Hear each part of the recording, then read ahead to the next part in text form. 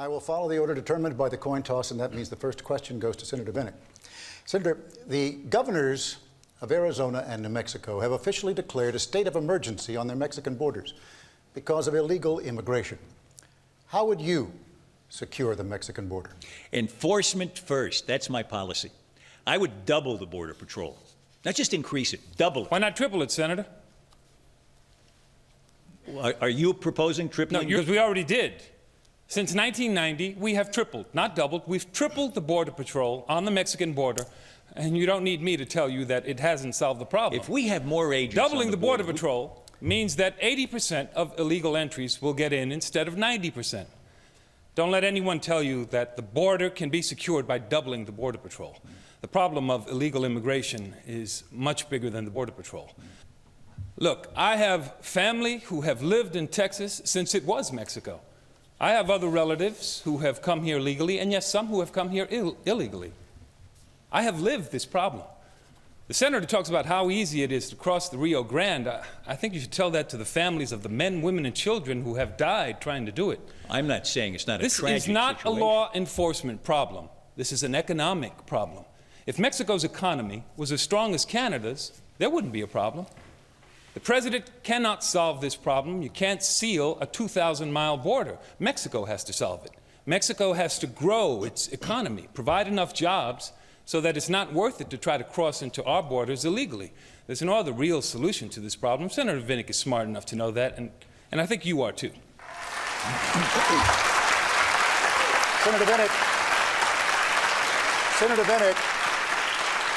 Senator Vinnick, I think it's fair to say the centerpiece of your campaign is your promise to cut taxes.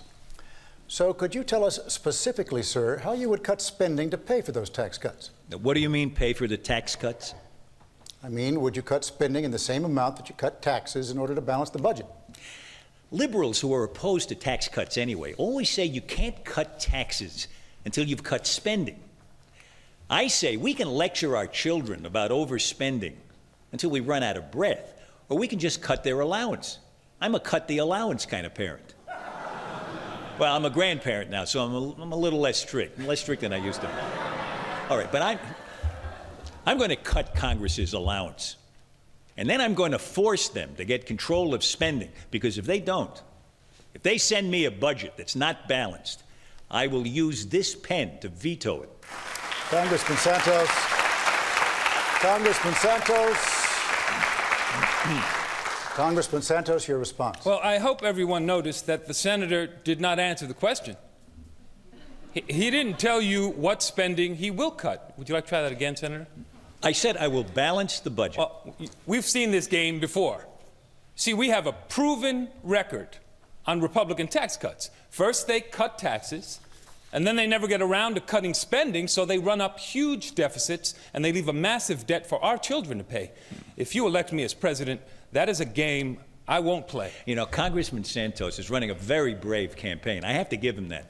I have to give you credit for that. He's actually promising a tax increase, which is a brave thing to do because the American people don't want it. And it's the wrong thing to do because the American people don't want it. But even his big tax increases won't raise enough money to pay for the big spending increases he's promising. So President Santos would have to do exactly what he's promising not to do. Run up huge deficits and leave a massive debt for our children and grandchildren to pay. Wrong. I am going to balance the budget. Gentlemen, I'd like to get an answer to my original question on spending cuts. Now, are either of you prepared to specify what spending cuts you would make in order to balance the budget?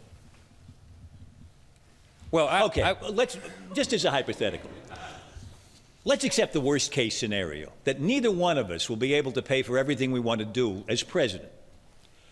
Then your choice is between a Republican who can't pay for tax cuts or a Democrat who can't pay for spending increases even after raising taxes. I think the American people know how to make that choice.